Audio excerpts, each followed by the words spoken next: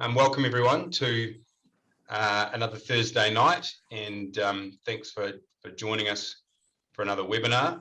I've been given the keys to the Zoom account tonight, which is I guess the modern version of being given the corporate credit card, but with a lot less fun.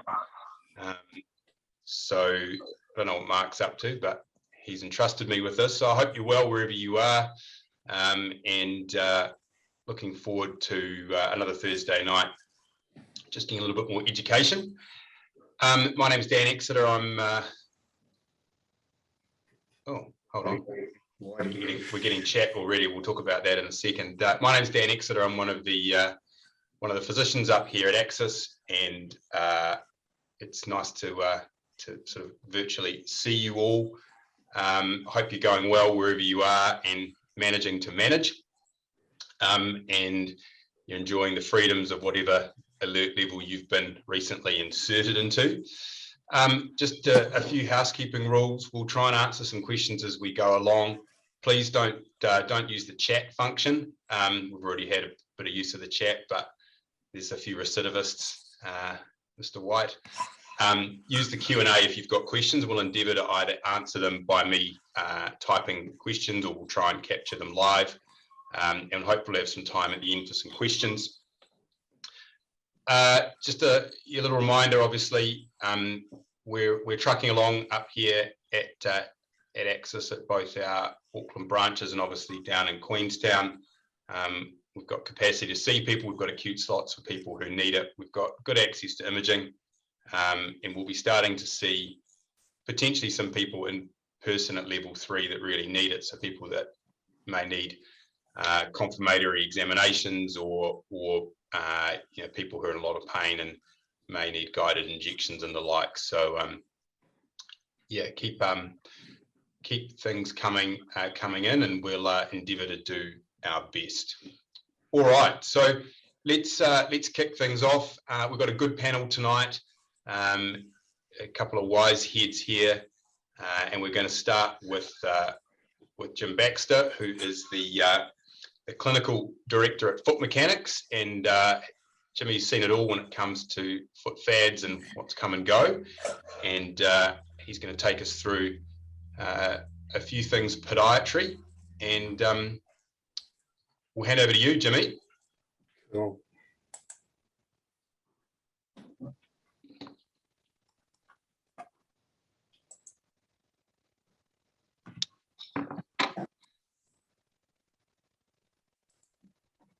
Right.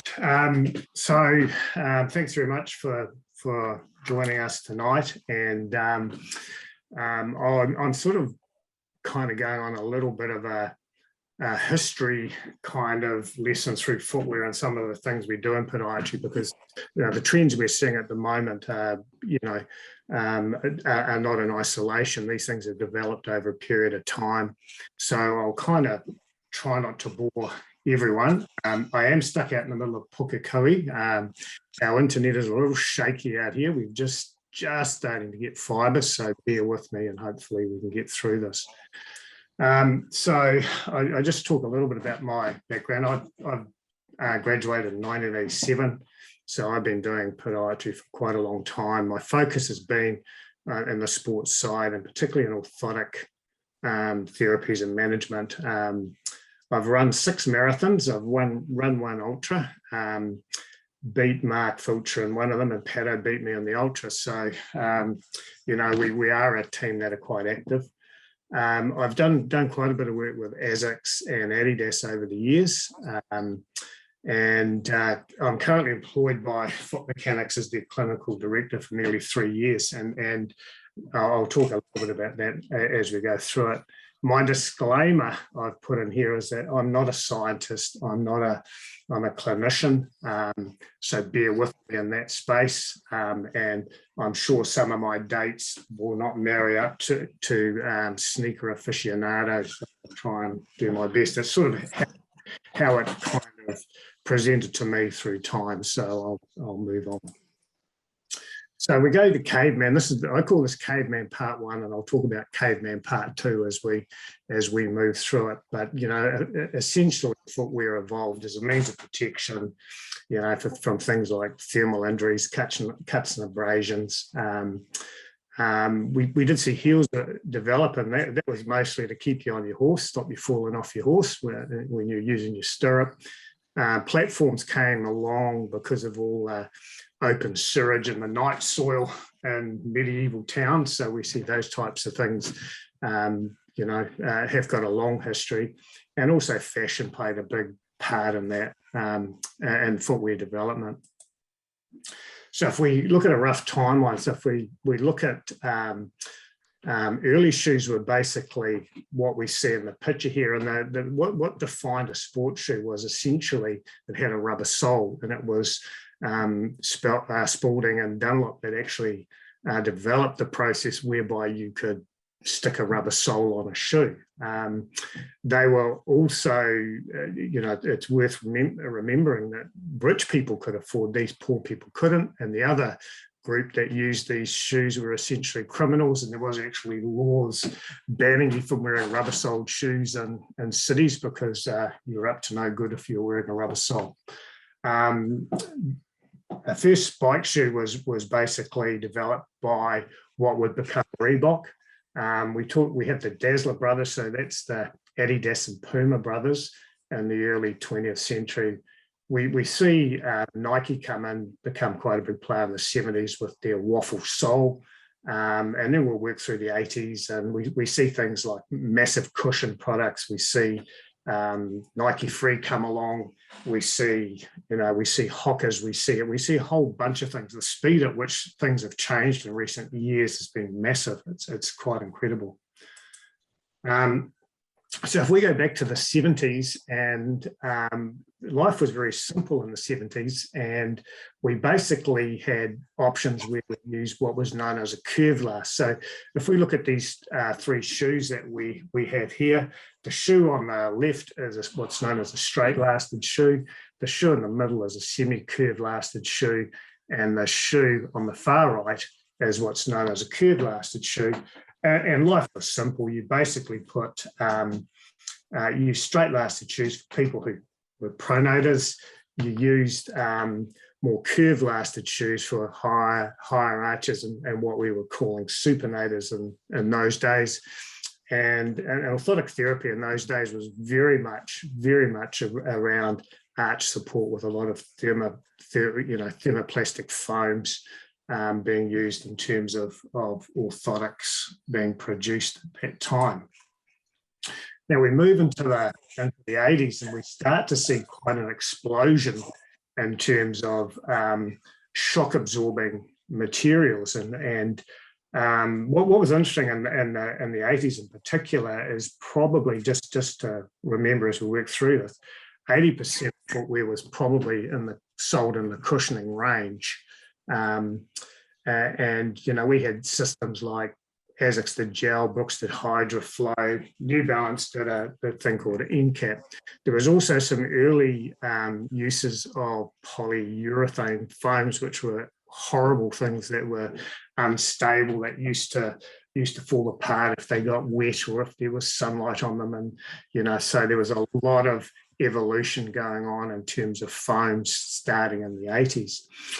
Podiatrically, we were starting to see the adoption of kind of root-based theories, and this was the first model that podiatry used in terms of assessing and prescribing orthotics, and this is when we started to see some of the thermoplastic custom-made types of devices starting to show up. Shoe prescription,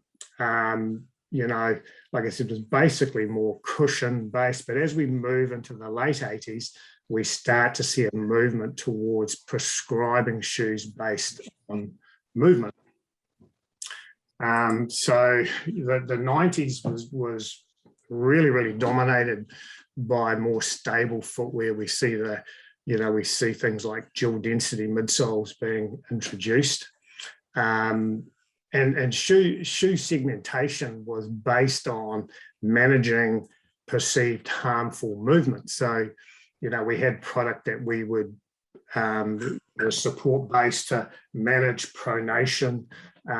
We had more cushion stuff for the underpronated or supination type foot, and a lot of orthotic prescription was based on managing and dealing with these movements that we thought were harmful to individuals. A lot of podiatry too. We did a lot of screening in those days where we would look at teams, we would look at asymptomatic individuals, and we would make a determination that we thought it would be good if we intervened and reduce some of these harmful movements that we were seeing. So it was a very kinematic kind of space, I guess, that we were working in. And I think probably, this is where we see overprescription of orthotics, and we moved from 80% of shoe sales being dominated by cushioning to 80% being dominated by motion control and more stable products. So when you see those kinds of swings, you sort of do start to wonder about the validity of it. If we move along a little bit, and then, it kind of starts off, the turn of the century starts off pretty much the same in shoe stores. We're starting to see a few more models emerge that I'll talk about as we go. We're moving away from it. We have some work done by Payne and Dannyberg on sagittal plane facilitation of motion, and that was a real eye-opener. And we started to question the models that we were using. And we were starting to use things like kinetic wedges and this type of thing in orthotic prescription. I thoroughly recommend looking at Craig Payne's boot camp if you get a chance to, if you're interested in this type of information around podiatric models and shoes and whatnot. We start to see also Kevin Kirby's research on variations in subtalar joint axis of motion. We start to get a little bit more interested in that. We're also seeing tissue stress models, getting a little bit more kind of traction, I suppose, at that point. So we're starting to see a little bit of a shake up around our thinking in terms of assessment and orthotic prescription. We also start to see the Nike Free arrive, and this is a little bit of a change in thinking around footwear. It certainly piqued a bit of interest amongst people, and we start to see what I would call a little bit more interest in that kind of more barefoot style of running. And then we see the Vibram come onto the scene, which was originally developed as a kayak, a water sports shoe, and the barefoot running fraternity climbed into it, and we start to see that escalating. So it's similar around the barefoot movement, simmering away at this point. We've got, we're starting to integrate more and more of some of these other models into our podiatric practices, and starting to kind of come to grips with it. And then in 2009, Born to Run is published, and this kind of smoldering movement around barefoot running just explodes, and we have a massive increase in people interested in barefoot running. So I kind of call this I'll call this what I call Caveman 2, and Born to Run was interesting because we're also seeing a lot about kind of caveman diets, and suddenly everyone wants to be a caveman, and I was quite fascinated by this. Now, barefoot running wasn't kind of new. And if we look back into the 80s, you know, we saw it with guys like Lydiard. They were using it as a training kind of deal. We saw with the free, we saw a movement, people starting to get a little bit interested in it. But when Born to Run came on, it just kind of took off. And you know, just a side note to that is, as a boy in South Auckland, we didn't have footwear. I didn't wear a pair of shoes until I went to intermediate school. Never owned a pair of running shoes. You know, they were a real luxury item when I was a kid. And so I've lived and run bare feet, you know, for a significant part of my life. And I'll kind of come into this as I work through it. Now, what was really interesting that, you know, we were seeing some fascinating things in sports med. You know, we had 100-kilo guys that would suddenly decide they were going to be barefoot runners, and you know, and off they'd go, and we would see, you know, massive number of sort of metatarsal stress fractures. Saw some injuries that I'll probably never see again, I don't think, in my podiatric career. And I'll kind of talk around that as we go. But what was really interesting was that same group of people within a couple of years had gone from really minimalist to much more kind of maximalist, and suddenly we have these big fat shoes, you know, arriving on the scene, and it seemed to be very much the same demographic that was jumping from barefoot running into this type of footwear. I'm just going to run through a couple of things. So when we're looking at shoes, there's two measurements that we need to kind of get our head around.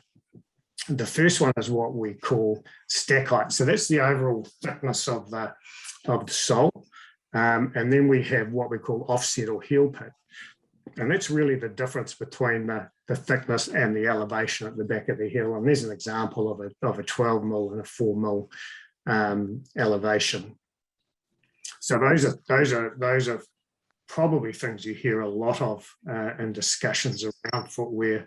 You'll hear reference to stack heights, and you'll see reference to heel pitches or offsets as things kind of evolve. Now, the interesting thing about, you know, me and my experience with barefoot running is, as a kid, we ran everywhere in barefoot and bare feet, but certainly, you know, you put me into work shoes for 10 years and try and get me to run bare feet at that point, and I just couldn't do it, you know. So I think one of the things I've always thought about barefoot running, if you want to run barefoot, you want to live barefoot too. You know, you can't kind of have the best of both worlds. Now, as we kind of move along, so changes that are occurring and that we're integrating into our practice, and I bring this up because, you know, this is quite important when we start looking a little bit around philosophies around footwear. So we start to do a lot more kinetic testing. We start to look at loading over movement. We start to kind of realize a couple of things. One is that movement doesn't harm us as much as load is likely to harm us. And also when you're looking at orthotic prescriptions, the problem you have is that kinematic information doesn't translate very well to orthotic prescription. So we've had to kind of start taking on much more kinetic based assessments and look at how we might integrate those into our practices. So we use, for example, we mark out, we look at subtalar joint axis of motion and any variations we might see. We use things like supination resistance testing, JAX testing, and we start to focus a little bit on what I call orthotic dosage. And orthotic dosage really is deciding on, you know, how aggressive do I need to be with my orthotic? You know, am I going to deal with something that at a very low level? Can I change variables using a foam-based orthotic? What do I need to do about it to actually affect change? So it becomes much more about loading and a lot less around movement. And I think that kind of mirrors what we're seeing in footwear too, where there's been that move away from looking at kinematic assessment and movement and starting to think about load and how that might affect injury rates in runners. Jimmy, do you want to talk a little bit about that supination resistance testing? Because that's a neat little clinical tool for people. So I'll back up to that. And so supination resistance test, you can look it up. There's a bit of stuff on YouTube around it. But basically, it's been reasonably well validated. And if you apply a little bit of force around the talonavicular joint and you look at how much effort is required to supinate the foot. Now, it varies quite a bit. And for example, if we see someone who's got a tib post dysfunction and we try and use that test and we try and lift their foot up, we might take two hands to get that foot off the ground. So immediately, one of the questions you've got is, if I put this person into a little foam-based orthotic device, am I going to address that level of loading? And one of the things we find, particularly with tib post dysfunction and difficult resupination, is we've got to be a lot more aggressive in terms of orthotic management. And there's been this traditional kind of view around orthotic prescription that basically says, if it's temporary, short-term, we'll use foam. If it's going to be long-term, we'll look at custom-made. And I think that's a bad analogy. I don't tend to look at any orthotics as being short-term or long-term. I think we've got to be appropriate in identifying what we're trying to manage with that. And I think that supination resistance test is a really good indicator in terms of how aggressive you might want to be with that decision-making process. Does that kind of answer it, Dan? Yeah, I think so. Just a reminder, if you've got questions, use the Q&A, not the chat, or raise your hand, and we'll try and answer them live, or I'll type some answers if I vaguely know the answer. Yeah, we'll see how we go with that. All right, so one of the interesting things is we look at some of the work done in 2015. These papers are quite good, and really all of everything we've been doing with running shoes and whatnot, really injuries haven't changed in 40 years. We think we've got the answers to these things, and clearly we don't. There's poor evidence that pronation and cushioning, I guess, impact forces are risk factors. And these have been the traditional predictors that we've tended to use in podiatric and footwear models. We start to see some work done about preferred movement path and comfort filters. So I'll kind of bang on about those a little bit. So preferred movement path basically means that we have a pathway that we like to kind of follow when we're running, when we're doing activity, and we like to try and stay within that pathway. And so you would argue that in this situation, a good running shoe would be a shoe that would allow the skeleton to follow that path without placing increased demand on muscle activity. It's a very difficult model to work with and to incorporate into practice, but it's certainly something that's worth a think about. So all of this stuff about kind of block movement, may have been harmful in some situations. Now, we've also got to understand that when we're talking about some of these concepts, there's a difference between, an uninjured person and an injured person. We need to manipulate how we manage an injured person versus how we might manage a non-injured person. If we come along and we look at the comfort filter, so the comfort filter is quite an interesting thing, and this was also, in this paper, and that when selecting a shoe, an athlete selects a shoe using his or her comfort filter, and the feeling was that this would automatically reduce injury rates. But comfort is a really hard thing to define, and comfort means different things for different people. So, I think the footwear industry has been a little bit guilty of assuming that comfort equals cushioning, but some people are going to feel more comfortable and a firmer shoe. Some people are going to prefer a softer shoe. Some are going to, want a more flexible shoe. So, again, comfort means a lot of different things to different people. So there's been a little bit of work added to that from the likes of Chris Bishop, but also there's an interesting read on Simon Bardold's biomechanics page, where we're starting to call some of these assumptions into question as well. So, we are in an ever evolving kind of scenario. I'm certainly not a scientist. I try and pull these things into practice and try and use them where I can.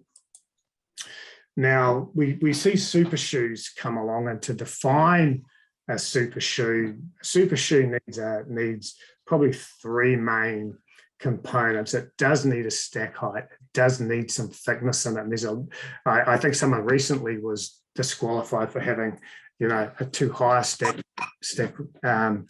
height. Sorry, I can't remember. I think it was Boston Marathon or something like that. They tend to have a light foam, very light foam, but it's a resilient foam, and there's a lot of talk about energy return. Energy return is a really difficult subject because, for energy return to work, you've kind of got to deliver energy back at the moment you need it. So I'm going to say that it's a more resilient light foam. Also a contoured carbon fibre plate. And it does seem, I think there's been a couple of papers that suggest most of it lives in the foam, but there's also been a suggestion that foam without the carbon plate isn't as good. And there's also been some suggestions that a flat carbon plate is not as good as a contoured carbon plate. Now, this shoe was called the 4% because that was what they felt was the improvement from using the shoe. Now, when you look at the study on this, the improvements varied very much individually, and there was some as low as 1% and some as high as 6%. So they settled on 4% as being the average of those. But again, I think it points out that, how individual humans are and how we'll react to things differently on an individual basis. Now, in 2019, I became very bored and I needed a change. And I wanted to mentor young pods. And one of the things, the first jobs I did was to develop a muscular assessment template that would align some of these theories, and we'd look at trying to identify orthotic variables and try and improve our orthotic prescription decision-making. So that's kind of been my project, I guess, over the last couple of years. And there's a simple orthotic mantra, and I mentioned that. I'll move on to footwear again in a moment. And first thing is, and footwear is the same. Is it indicated? Should we be doing this? And I think that's always a very good question whenever we're doing any treatment. It's really important with an orthotic to decide on a shape of the device now, without kind of getting bogged down. But as we have variations in subtalar joint axes of motion, we need to change the shape of the orthotic. What's our dosage? I've talked a little bit about that. And what other variables do I need to use to manage the prescription? I'm a bit mindful that I'm pushing time a little bit at the moment. We've got a basic decision-making tree that then, once they're indicated, we're able to work through kind of dosage based on that. And shoe prescription, typically there's more science needed, but we've got to kind of make clinical decisions, and I'll run through a couple of things. And I always think that if it's an ain't broke, don't fix it. Don't adopt a wholesale trend. And I think we see most problems when people en masse adopt a trend. And I've seen lots of trends come and go. And as I said, I've seen barefoot running 3 times in my career at different levels. And when you change footwear, that you do require adaptation. You need improved strength and technique. BMI may also be something that you need to look at. And things vary massively between individuals, and recreational versus elite athlete, injured, non-injured. There's a whole bunch of things that need to come into the fold. Now, if you're looking at changing heel height, I think you should maintain some stack height. I'm not a big fan of very thin zero drop shoes. Anyone can adapt to them, knock yourself out. But in terms of the types of people we see in practice, which are, mostly weekend warriors and mostly injured people, that would be my advice. Things like lowering heel height may fit better into eccentric loading models for Achilles rehabilitation. Can we use that?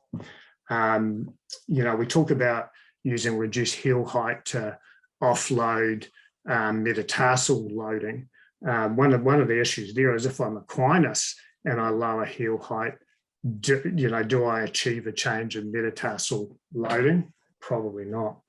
There's also another study that looked at using heel elevation as a rehab tool, where you could allow people to keep running without sort of invoking harmful strain. And then the research suggested an 18 millimeter heel elevation. So that gets reasonably high, and that's beyond what you'll see in a normal shoe on the market in terms of heel pitch. And also that a contoured raise or a longer raise that went through the shank of the shoe was more effective than just a little raise popped in the back of the shoe. So I thought that was quite kind of interesting. Now, rocker soles obviously have been a big influence in as this maximalist movement's come on board. But again, it's adopting the benefits of that to manage our patients is what I'm kind of interested in. So they certainly reduce forefoot loading. It seems the stiffer they are, the more they load offloads 2 to 5. There's a couple of papers that suggest having a little bit more movement in the first ray might be beneficial if you're trying to offload a first M2P injury. That's kind of evolving. Certainly reduces tendon loading, ankle movement. We see things like tib ant not being as used as much. We see some reduction and maybe some plantar fascia loading and also some Achilles tendon stuff. But there's no free lunch in any of this. There's talk of increased moments at the knee and the hip as a consequence of the changes in ankle movement. So I think that's always a consideration, and that's why I say don't adopt things on a wholesale basis. Look to incorporate them into your practice and trying to use them. It turned out an abducted gait pattern, a really massive medial deviation in the subtalar joint axis really make these shoes useless because all the force is coming through the sort of the medial heel, and you don't get that good toe off that you require for a rocker sole to work. And also as you add stack height, there are issues around stability and proprioception and people who are prone to falling. So you've got to weigh all of these things up, and it's kind of a horses for courses deal too. And I think I don't think I'd want to run a marathon in a minimalist shoe. People can do it. People can adapt to it. But I wouldn't do a tempo run on a 10 mil heel drop shoe either. So there's those types, just common sense, I think, and mixing product up potentially. And I think it's probably worth developing a good relationship with a shoe retailer and getting them to understand why you might use different product. And really, at the end of the day, there's no point in pushing something that people are not comfortable with, that people can't cope with. And there's some interesting studies even in how things like color affect outcomes in footwear. There is quite a big kind of buy-in required, I think, for some of the stuff to work. There was a study done where two groups, same shoe, different colors. One group gets to pick, one group doesn't. The outcomes of the shoe were completely different in those groups. So, those are some of the things you face when you're dealing with using footwear and footwear prescription. That's probably the end of it for me at this stage, Dan. Thanks, Jimmy. Yeah, people are pretty needy and picky, aren't they? Got to look good too. got to look Yeah, good too. yeah, for sure. Hey, that's great, Jimmy. We've just got a couple of quick questions for you just to wrap this up. I'll see if Can I you just can answer them. give us a rough idea about what a person should be expecting to pay for an orthotic? It's often a question that Yeah. So, it varies quite a bit, and it does vary on whether you're on ACC or not. This is all about to change anyway after the new contract. So they will vary somewhere between probably $120, $30, $40 through to, if they're full custom made, you're looking at around $500 a pair. But I would point out that we use a variety of orthotics, and probably it's a very low number that go into full custom made. Most of the population can be managed either by using a phone-based device, or the other type of option we have is what's known as a library orthotic. So a library orthotic is a pre-made device that we can get in certain shapes that can fulfill a lot of what we need to do, and they are significantly cheaper than a custom-made device. But hey, sometimes you're going to need a custom-made device. That's what the variables tell us. And a couple of quick fire ones for you. Can a laterally deviated subtalar joint axis be altered or influenced with shoe choice? That was one that I was certainly not going to attempt to answer. Yeah. I think we probably think we can. So if we go back, if I'm faced with this, then I'll try and find a shoe that's got a really robust lateral material around the midsole. Now, they are getting harder and harder to find. Foams are getting lighter. They're a lot more difficult to manage than they were. But there's also some, laterally wedged insoles that we can add to those as well. Cool. We had some shoes previously that had really firm. So, for example, Nimbus had a very big, firm gel that I thought was really good for managing those. But we're seeing a move away from some of those products in pursuit of lightness. I'm going to give you 1 minute to answer two questions, which is a bit of a difficult one. The first one is, give us a rough idea of how many Ks we should get a pair of shoes. And the other one is, with this proliferation of the carbon fiber super shoe, are you seeing any sorts of injuries here? So immediately, as foams get lighter, shoe lastability will decrease, and we need to be very conscious of that. We can't have our cake and eat it. And I haven't seen an increase in injuries with the carbon shoes, but I would say that's too early to look at that trend.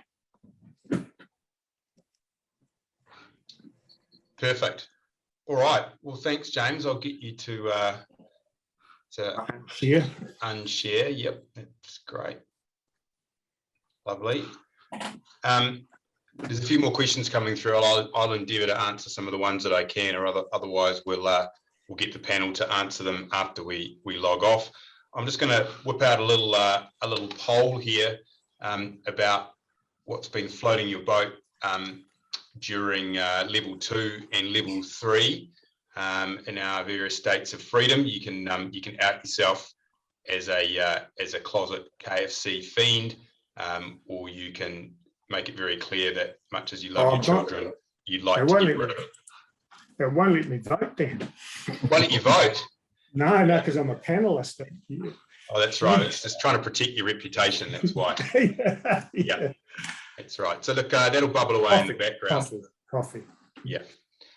Okie doke. So I'm going to hand over to Stephen Cara, and Stephen has had the real joy of being at the Paralympics recently, working with the Paralympic cycling team, and then the unfortunate timing of coming home and effectively landing straight into the middle of a level 4/3 Auckland lockdown, which is not quite what he thought his homecoming would be. And as many of you know, Stephen's got a real interest in concussion, and there's a bit of new stuff coming out in that field. And he's going to take us through a few papers and talk to us about what might be new in that field. All right, Steve, thanks very much. Yes, thanks, Dan. Let's just start this. Oops.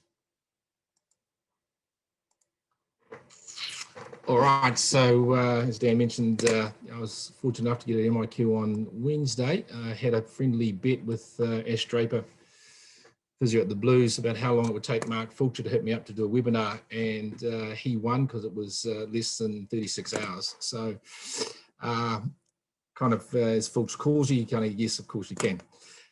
So I get concussion, and I thought, oh, there's lots to, people are probably a little bit overdone in concussion. It's a topic of interest in all forms of media, and papers being published galore.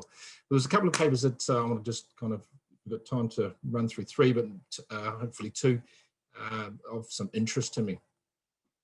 The first one really took me, is an older paper that I think's flying under the radar, really, and it made me think about it again recently when there's been a change in World Rugby and certainly in New Zealand Rugby, for those that follow it, around the return to play guidelines for professional and semi-professional athletes. And when we're talking about return to play, I think the first thing we need to make sure is you actually define what clinical recovery is. The patient has to have clinical recovery before they can start the graduated return to play and get back to match play. And so I thought I'd just go over the fact that, remember, they have to have symptom evaluation scores. They always talk about asymptomatic, and I don't think anyone's completely asymptomatic.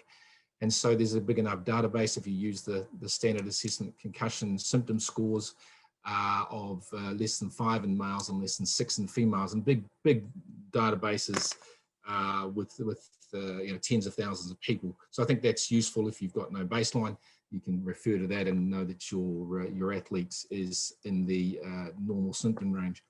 Then they have to have a normal clinical examination or normalization of sort of previous abnormal findings. So if they had, an abnormal cervical spine with a reduced range of movement and they're going back to a contact sport, then that has to be full pain-free range of movement, so normalization of those findings.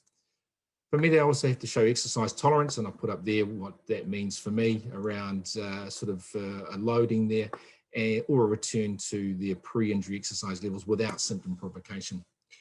And I think the last one's the most critical one, especially if you're dealing with those athletes that are recreational sports people. They don't get paid to do these things, so they have to be fully engaged in work and school with no provocation of symptoms. So before we start graduate return to play, for me, define clinical recovery, know what you're looking for from that perspective.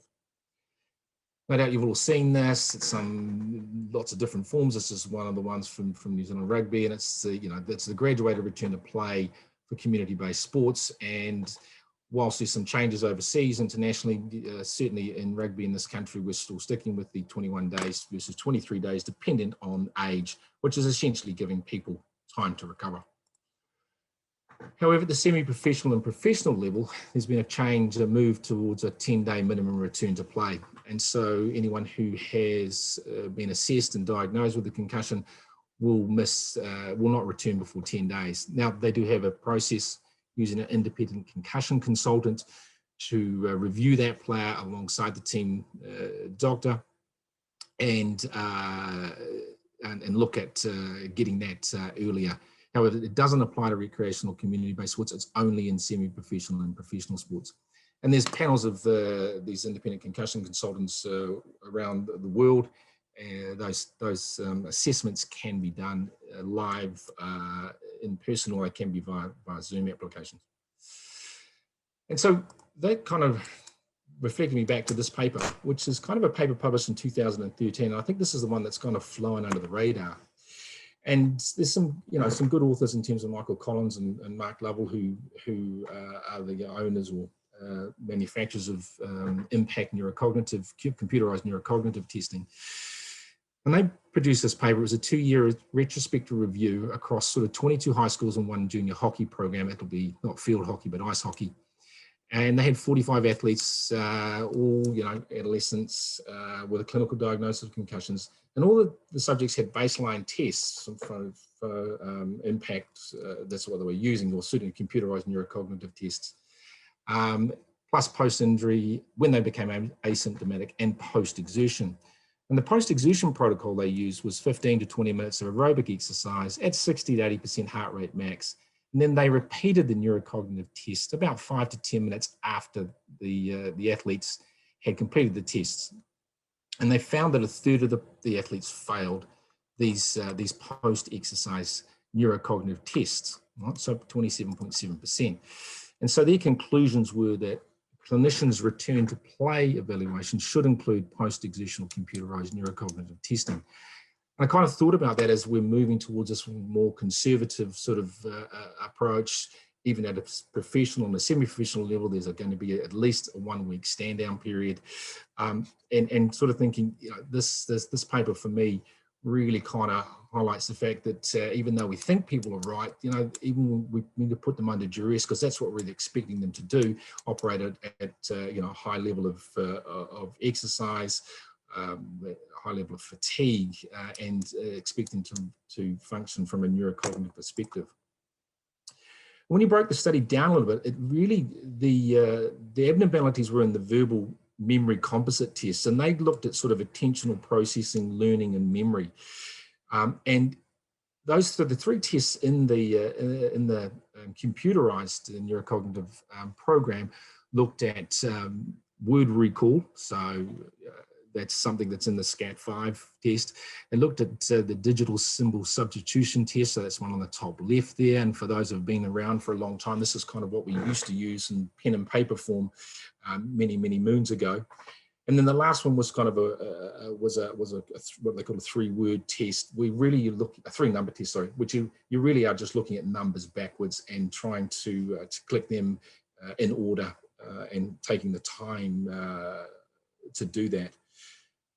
So this was out of all the tests, these composite tests had the greatest, showed the greatest difference. There was some difference between asymptomatic and post-exercise testing from the visual memory composite as well, but the verbal one was a lot more significant, whereas processing speed and impulse control didn't change at all. And it didn't matter in the groups. There was no difference how you presented, your type of concussion, whether you had loss of consciousness, your symptom load, your symptom clusters, your history of headaches or migraines, the number of days before you did the testing, the age, sex, education level, etc. So for me, it kind of made me think a little bit about that return to play and about, you know, what are we doing, what are we aiming to do, making sure we've got that person clinically recovered, but also looking at the impact of fatigue. And about 30% of those people who we put under duress will fail neurocognitive tests. This is a second paper for me, which is for those of you who get Bruce Hamilton's placebo. He mentioned this this week and was battling to get the abstract. And when you kind of look at it, it's kind of it took my eye and thought, this is something I'm really interested in, effective screen time recovery. This is fantastic. This is what we tell all our patients all the time. And maybe this is going to give me some, you know, some real evidence to show that actually what I'm telling them is the right thing. And the conclusions of the papers, as you see there, is it says that avoiding screen time during acute concussion recovery may shorten the duration of symptoms. So I dived into the paper and with great gust and thought, here we go, it's going to give me some great info. And this was kind of my thoughts after kind of dissecting the paper, really. And so kind of want to share with you, a little bit around, I think there are some good things in this paper, but I probably wouldn't be taking the title and the conclusion at face value.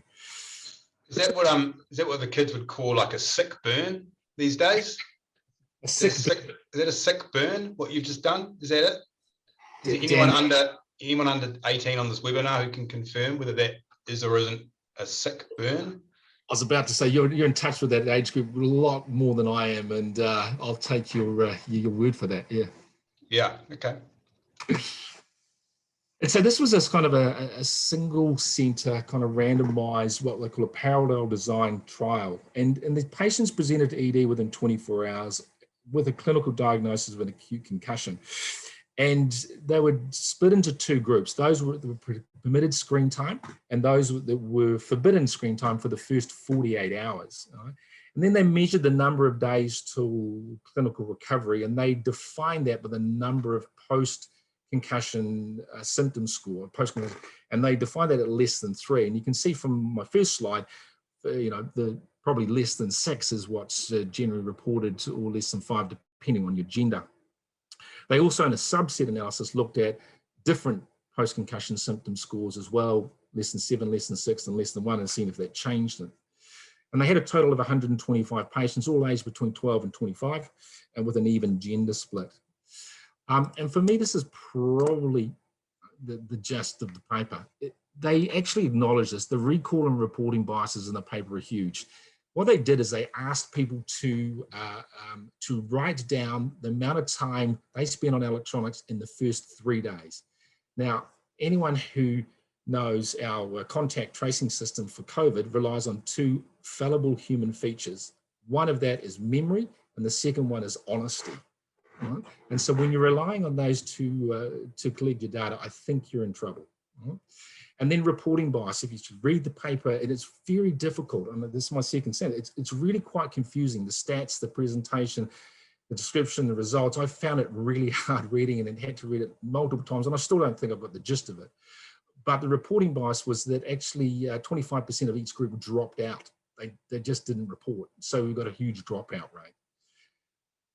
They say 10 days recovery, because all they did, the trial went for 10 days. That's the post-concussion symptom score less than 3. That's how they define recovery. It was really hard to get the actual data, but the graph showed that there were huge, the confidence intervals were overlapping. And then if you extended out that to the post-concussion symptom score, so your recovery definition to less than 7 symptoms, in the permitted group, 65% of patients were better at 10 days versus 71% in the abstinence group. And so there was no statistical difference. Interestingly, the abstinence group had 130 minutes of screen time in the 2 days versus the permitted group, which had 630 minutes of screen time reported in the 2 days. So what I think you take out of that, so I wouldn't be relying on the paper to say it helps clinical recovery, but I might be using it for parents and saying the abstinent groups did have fewer symptoms throughout the time measured. And then maybe it's a good paper to quote parents to support the time or restriction, the abstinence that we are requiring from that first 40 hours and probably longer for me. So I think you can use that paper to assist parents really. So what does all this mean? My quick little ramble through 2 papers. So the first one for me, return to play post-concussion. If you're working with a non-semi-professional team, you're working in community-based sports, take a week to train fully. And Deb Robinson kind of imparted that little sort of pearl of wisdom upon me many years ago when we're rehabilitating patients back into playing. Get them back, and then let them go for a week. Let them train for a full week before you get them back to play again. Or if you've got the ability, consider using some verbal memory composite testing yourself. So you can use the digital symbol substitution test. You can use word recall, and you can use a recount. They're very simple things to do. The downside with that, if you're working at a community level, is the fact that you've got to have some baselines. Or you can repeat the computerized testing if you've got access to that and you're working in an environment that uses computerized neurocognitive testing. But that's all post-exertional. I'd be using a sub-maximal aerobic session of around 70-80% RPE or heart rate max, depending on what you want to use, and measuring, repeating the neurocognitive test 10 to 15 minutes post-exertion. The second take home was that I think early reduction in screen time, you can use that paper to help parents to say that it actually can reduce the symptom load. So, there's one more paper if you want, Dan, but I think that takes us to 8:25, so that's probably enough. No, that's. I think it's a good place to wrap it up, Steve. I've got a couple of questions for you. Have you ever had a patient with a head injury or a concussion who also started presenting with a neck tick or a neck twitch? I must admit, I got a little bit of a neck twitch when I saw your last slide, but I'm not concussed. But in the setting of concussion, have you seen anyone who's presented with sort of a little neck twitch or a neck tick? I can't say I have, Dan. I don't. Obviously, people come with lots of cervical spine restrictions and cervicogenic headaches and things, and most of those coming from the upper cervical spine. But I haven't seen someone present with a tick. No. Okay. I haven't.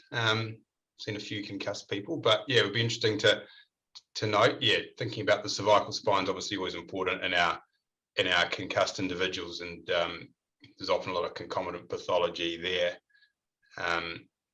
Just a reminder, if you've got any more questions, pop them up through the Q&A. I see there's been a couple in the chat, and I've tried to have a look at those and bring those across. Steve, it's another one for you actually. Is there an easy to access or free computerized cognitive test anywhere online?